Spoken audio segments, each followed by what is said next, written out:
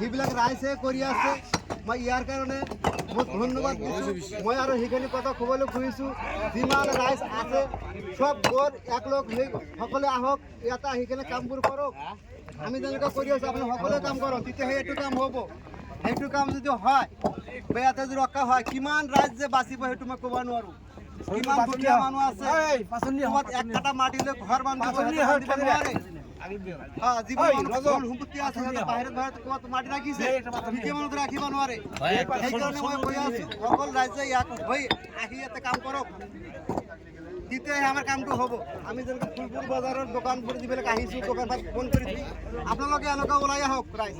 মই সেইখিনি কৈ আছোঁ আৰু আপোনালোক অনুৰোধ কৰি আছোঁ সকলোৱে আহিলে সব জাগাই যাব।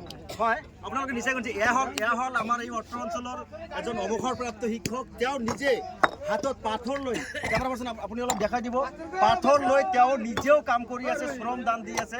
এয়া ৰাইজৰ একতাৰ যে কি বল, তাৰে প্ৰমাণ আজি নিশ্চিতপুৰত হ'ব গৈ আছে। ইয়াত প্ৰায় কাম শেষ হোৱা অৱস্থায়।